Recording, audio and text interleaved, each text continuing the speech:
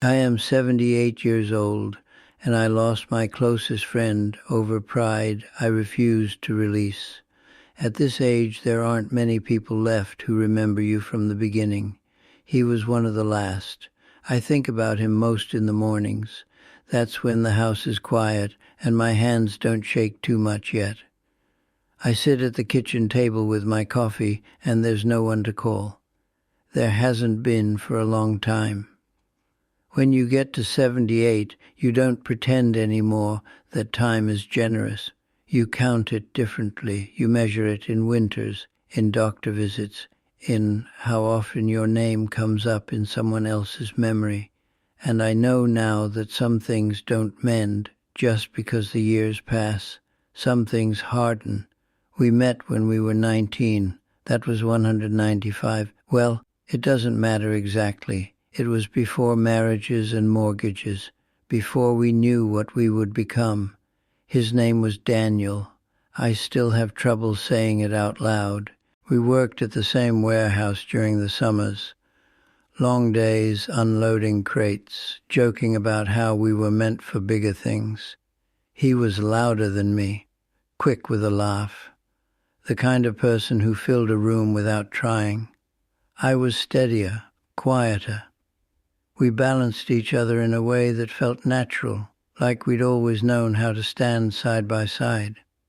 We rented a small apartment together for a few years in our 20s, second floor, creaky stairs, thin walls.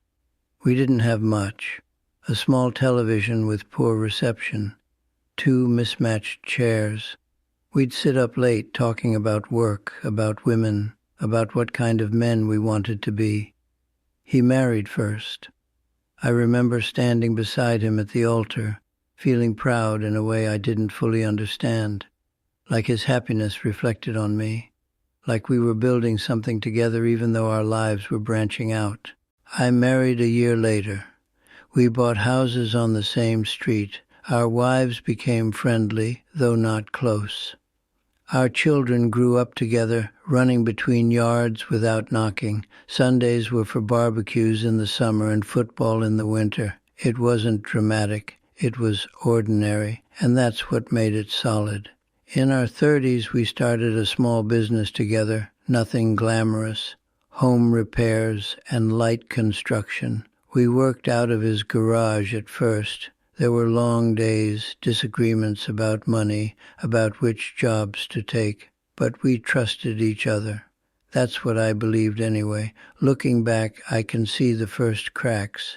They were small, so small they felt like nothing at the time.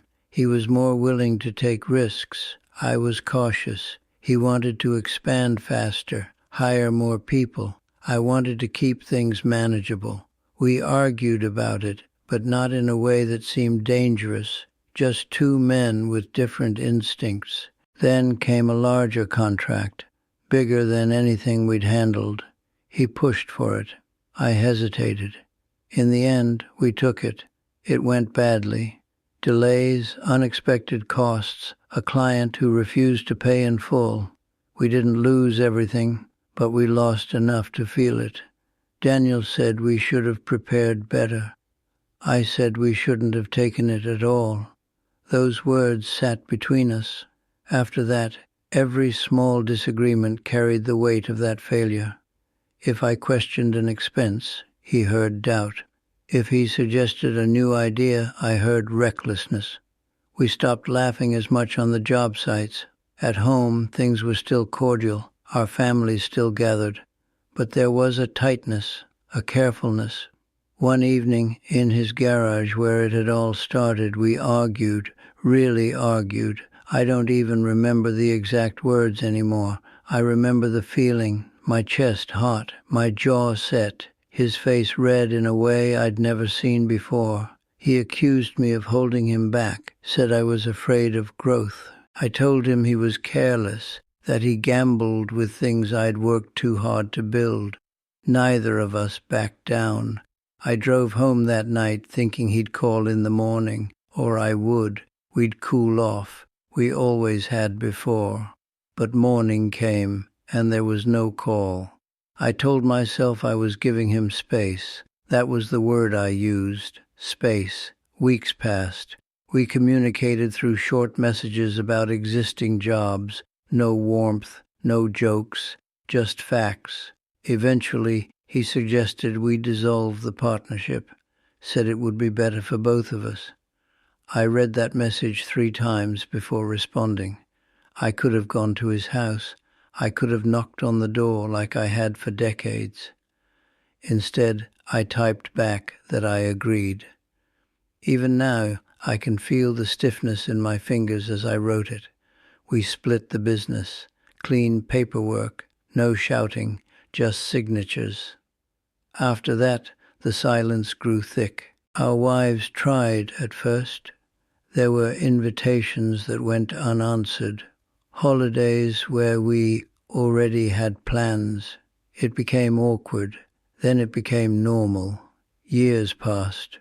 We saw each other at the grocery store once, stood in the produce aisle, 2 men who knew each other's entire histories and suddenly had nothing to say.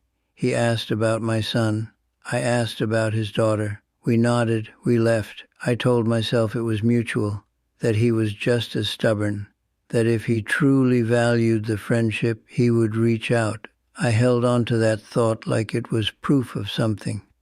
In my 50s, I heard through a neighbor that he'd had some health issues, nothing specific, just some trouble with his heart. I considered calling. I even picked up the phone once. I remember the weight of it in my hand. I set it back down. I told myself I didn't want to intrude, that if he wanted me to know, he would tell me. It sounds thin when I say it now. More years passed. Our children moved away.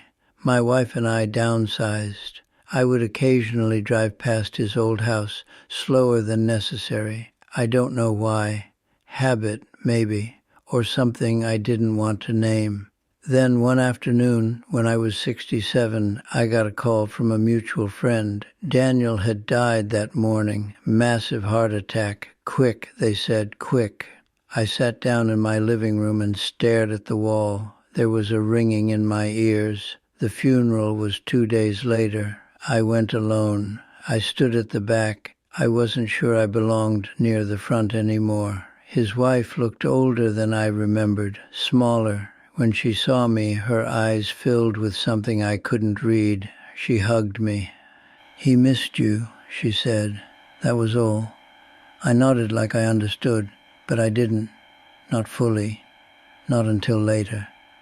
After the service, I walked past the casket. I hadn't seen his face in years. It looked unfamiliar and familiar at the same time. Still, closed off. There is a particular kind of silence when someone is beyond hearing you. I felt it then. I wanted to say I was sorry. For what exactly, I'm still not sure. For the argument, for the years, for choosing pride over something I can't replace. But the moment for that had passed long before the funeral. That's the part people don't talk about. The loss doesn't begin at death. It begins at the first silence you allow to stretch too long. After he was gone, memories came back in a rush. The apartment with the thin walls, the long drives to job sites, the way he laughed with his whole body. I realized that the argument itself wasn't what ended us. It was the refusal to soften, on both sides maybe, but I can only answer for mine. I thought standing firm made me strong. I thought conceding meant losing something essential. What I lost instead was him. In the years since, I've replayed that night in the garage more times than I can count. I've tried to find the exact sentence where I could have paused, where I could have said, "Let's sit down," or even just, "You matter more than this."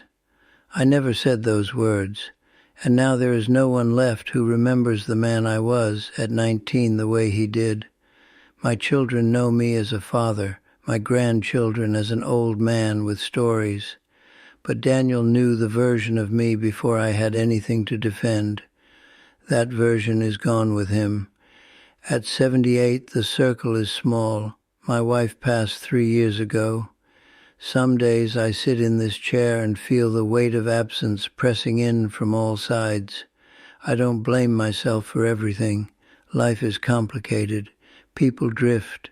Pride is rarely loud when it's happening. It feels justified, reasonable. That's the danger of it. If you're listening to me now, I'm not asking you to fix every disagreement in your life. Some distances are necessary, some endings are honest. But I will say this, silence grows roots if you let it. And once it settles in, it becomes harder to cross. I assumed there would be another barbecue, another chance encounter that would turn into coffee, another year to make it right. There wasn't. Time doesn't announce its limits, it just moves. And then one day, the person who shared your beginning is gone, and you're left holding conversations that can't be finished. I keep his old business card in a drawer.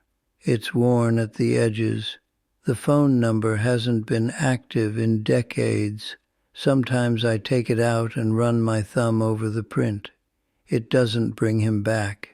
I am not looking for forgiveness, not from you, not from anyone. I've lived long enough to know that some mistakes settle into you quietly and stay there. If I have a few more years left, they will be quieter ones. I move slower now. I think before I speak more often than I used to. I wish I had done that sooner. When I close my eyes, I can still see him at 19, leaning against a stack of crates, grinning like the world was waiting for us. In some ways, it was. We just didn't understand how easily we could turn away from each other while chasing it. I'm 78 years old. I lost my closest friend over pride I refused to release. That is a simple sentence. It took a lifetime to understand it.